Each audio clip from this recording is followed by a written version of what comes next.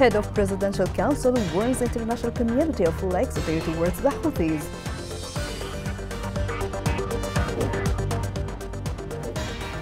Malnutrition continues to plague Yemeni children in Hodeidah governorate.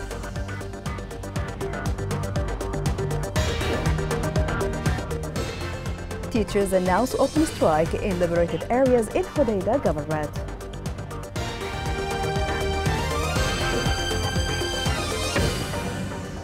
Good evening. Welcome to Yemen Today TV. I am Adi Rani. In a meeting with the U.S. ambassador to Yemen, head of Yemen's Presidential Leadership Council, Rashad Al-Alimi, has warned against a leniency towards the Houthis' refusal to renew a humanitarian truce in Yemen. He stated that Houthi obstinance threatens international peace and security. This report has more.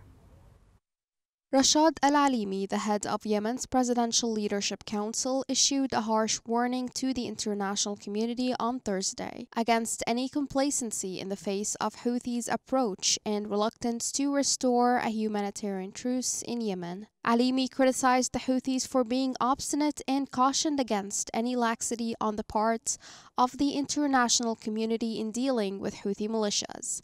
He stated that it would embolden them to continue threatening world peace and security. The Yemeni official's remarks came during a meeting with the U.S. ambassador to Yemen, Stephen Fagan, in Riyadh.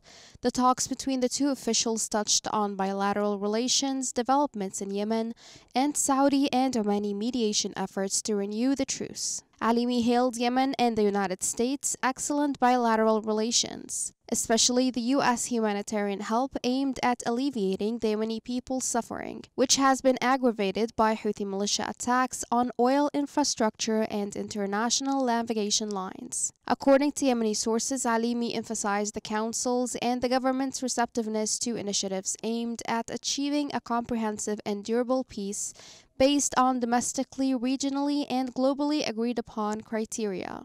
Alimi stated that the Houthis continue their military escalation, cross-border hostile action, and threats to navigation lines in the Red Sea, Bab el-Mandeb, and the Gulf of Aden.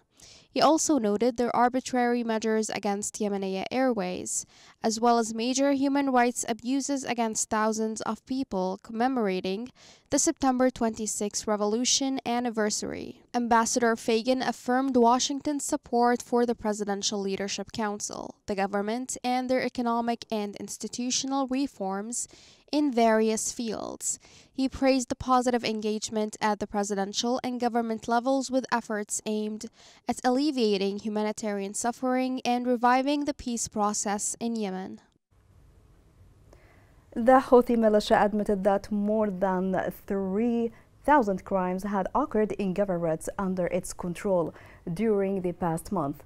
A security statistics issued by the criminal investigation affiliated with the militia revealed that governorates under its control witnessed 3,194 different crimes. The crimes varied between theft, smuggling, and promoting alcohol, and smuggling pesticides and medicines. The Houthi militia completed the process of releasing 32 terrorist members of Al-Qaeda terrorist organization. Sources confirmed that the Houthi militia released 12 Al-Qaeda terrorist members detained in prisons of the kidnapped capital Sana'a. According to the sources, with dispatch, the Houthi militia completed the release of 32 terrorist elements that they had subjected to tactical course in Sana'a.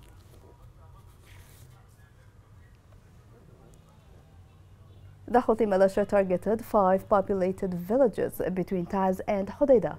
Local sources reported that the militia targeted with mortar shells and machine guns villages which are inhabited by about 800 families. The sources confirmed that the shells fell in the vicinity of the villages near the citizens' homes, and some of them also fell in grazing areas and citizens' farms.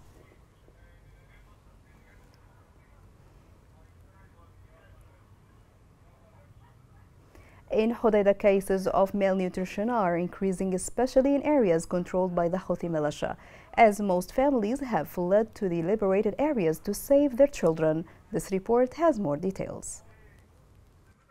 This child almost lost his life from hunger in areas controlled by the Houthis. He had to be transported to the liberated city of Hais, south of Hodeidah, to receive health care and be saved from malnutrition, which is threatening his life. In areas controlled by the Houthis, the lives of thousands of children is in danger.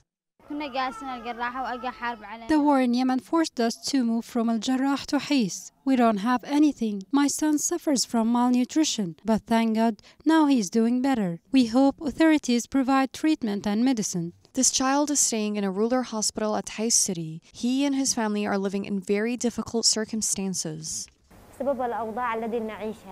Due to the situation of the country, many children have malnutrition. Malnutrition is due to hunger. The economy in the country is destroyed. WHO organization provides treatment for children. The increase in malnutrition cases in areas under Houthi control is a dangerous indicator that threatens the lives of thousands of people. Houthis are pulling the nation back to poverty and ignorance. Since almost 9 years ago, Yemen has been suffering from all different kinds of issues, yet no action is taken by the international community to help the people in the country.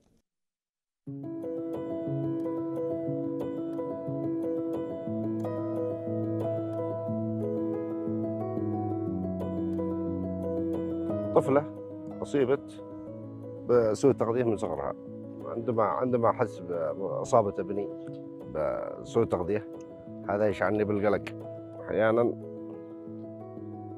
فعلا أضطر إلى بيع بعض الأشياء من داخل البيت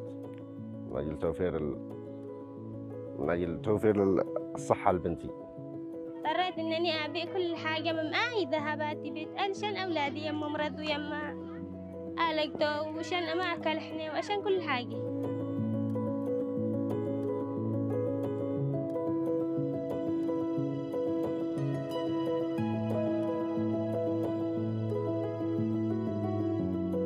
زادت حالات سوء التغذية بسبب عدم توفر الأمن الغذائي. نتمنى من برنامج الغذاء العالمي الاستمرار في مثل هذه البرامج، وخصوصا تفعيل برنامج الغذاء التكميلي الوقائي الذي هو بواسطته نستطيع أن نتغلب على حالات سوء التغذية والقضاء على هذا المرض في المجتمع.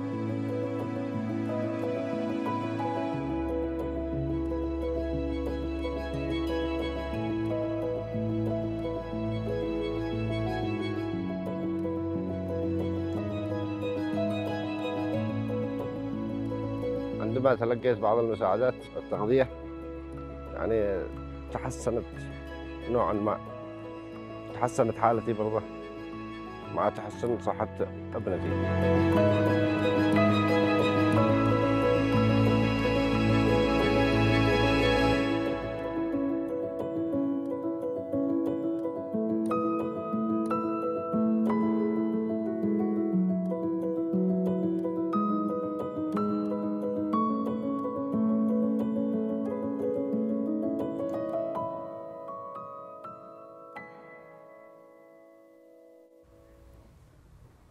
The administration of school in the city of Mecca honored its teachers, coinciding with International Teachers' Day. The Director General of the Education was also honored in appreciation of his efforts to overcome difficulties and improving education in the school.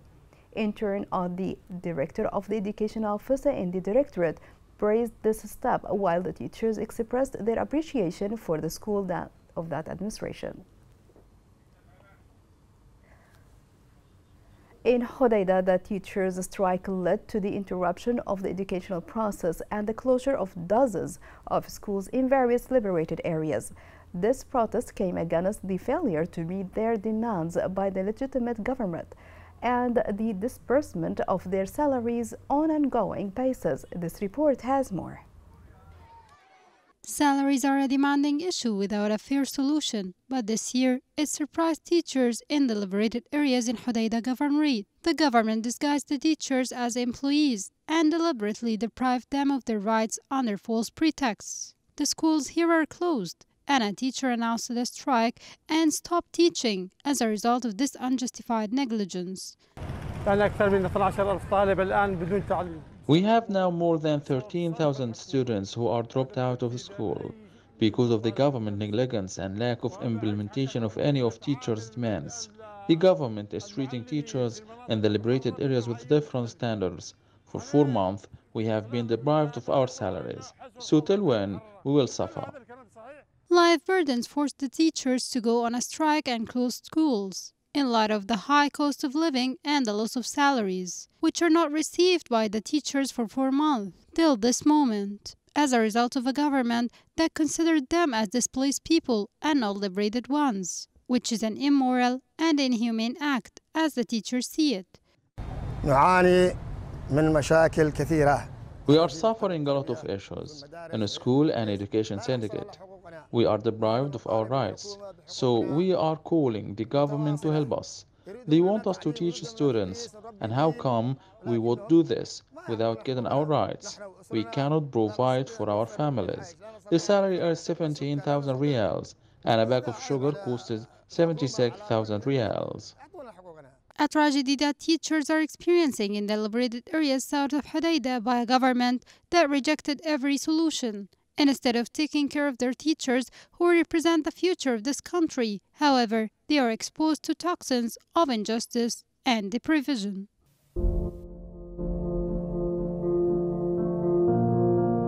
كنا من قبل ندرس في الخيام يعني في المسجد لأن الفصول ما كانت توافر بكثرة.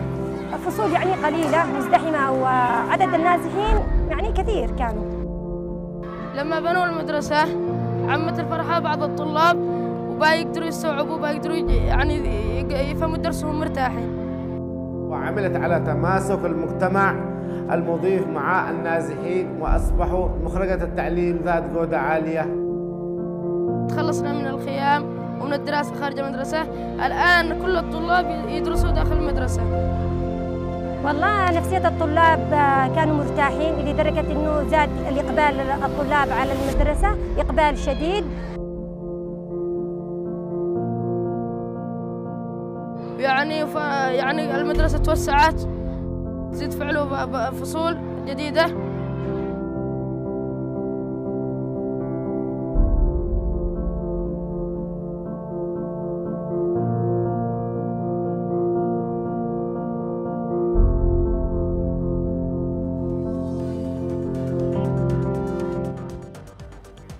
Coming up in the news.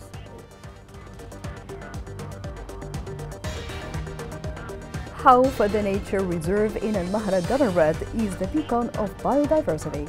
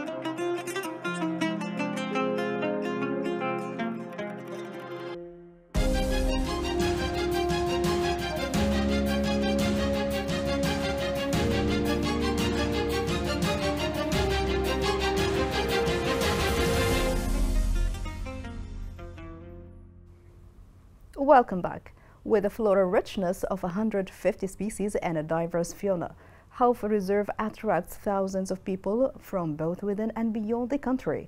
It is a mountainous area that extends along the southern coast of Yemen and is interspersed with a group of valleys. This report has more. In Mahra Governorate, east of the country, diversity flourishes from every corner between the sea, the plains, and the green-carpeted plateaus. With a floral diversity spanning 150 species and an expansive fauna, Hauf Reserve is a destination for thousands of visitors from within the country and abroad. The fall season arrives here on the 18th of June and ends on the 18th of September every year. After that, the plains maintain their greenness for a couple of months. We plant various vegetables such as corn and cucumbers. Visitors visit from across all the countries to witness the scenery. Hauf Reserve's marine and terrestrial environments blend distinctively to paint a stunning vista. Officially designated a nature reserve in 2005, Hauf is classified as one of the largest seasonal forests in the Arabian Peninsula. Blanketed in trees and drenched in fog, the reserve is a picturesque sight. However, it lacks official attention and recreational facilities, such as tourist services, hotels, resorts, and restaurants. The government and local authorities must invest in the region, which will substantially aid Al-Mahra Governorate financially. Tourism would soar if authorities directed more attention to this reserve. Currently, the state of Hauf Reserve deteriorated year after year, with no recreational services in place to lure visitors. The Hauf Reserve includes a coastline strip 60 kilometers long and an area of 90 kilometers, and it serves as a natural border between Yemen and the Sultanate of Oman. Within Yemen, the Hauf Pilot area constitutes the second largest area with a high tree cover and a high plant and animal diversity. The Undersecretary of the Ministry of Interior discussed with the expert of the United Nations Office issues related to drugs and crime. The meeting discussed identifying and analyzing the criminal network involved in illicit arms smuggling operations in the Gulf of Aden and the Red Sea. The field research mission that the experts will undertake during this work period to a number of specific sites in this regard. Yemenis suffer from an increase in measles cases. Houthis are making the situation worse by preventing access to vaccinations campaigns. This report has more. A UN report indicated that Yemen's measles infection rate has increased to 160%, with the majority of cases recorded in Houthi-controlled areas. This increase in measles cases coincides with an increase in hunger and a decline in health and education standards. While the Yemeni government maintains a comprehensive vaccination campaign against measles in areas under its control, international data show that the majority of recorded cases of diseases are concentrated in governorates controlled by the Houthis, who continue to prevent vaccination campaigns and limit access to vaccines. This comes at a time when more than a third of Yemen's population is suffering from severe hunger, while the health and education sectors are deteriorating, and there is a need for more than 8 million children to receive humanitarian assistance, according to Oxfam. Also, latest data from the U.S. Agency for International Development show that Yemen is experiencing a dramatic rise in measles, with 60% of suspected cases registered in governorates controlled by the Houthis. The agency confirmed that the Houthis' anti-vaccination campaign contributed significantly to the spread of measles and other diseases that could have been prevented by vaccines, noting that access to vaccines is currently limited to a few fixed health centers because the Houthis prevent the implementation of a comprehensive vaccination campaign from house to house in their areas of control. The World Health Organization data show that more than 40,000 suspected cases of measles were reported throughout Yemen during the period from January 1 to September 26, with 362 deaths related to the disease recorded. According to the organization, the number of measles cases documented during the first 9 months of this year is more than double the amount recorded during the same period last year. Yemenis need a long-term and comprehensive peace more than ever. All warring parties, including the international community, must renew their efforts to create peace and reconstruct the country. Paying salaries, repairing critical routes, and establishing a strategy to reconstruct the economy should be key to any future peace agreements. On Saturday, the 23rd of September, the Ministry of Health will start a 6-day campaign vaccinating against measles. Please join in. Mothers, fathers, brothers, and sisters, make sure that every child under the age of 5 is vaccinated. Measles can kill, but vaccinating children against measles will save their lives. It is safe and it is effective.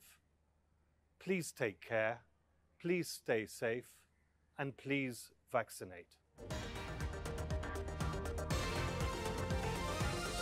Here is a reminder of the main headlines. Head of Presidential Council warns international community of laxity towards the Houthis.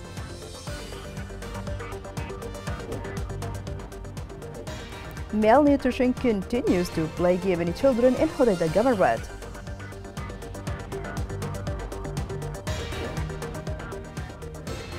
Teachers announce open strike in liberated areas in Hodeidah Governorate.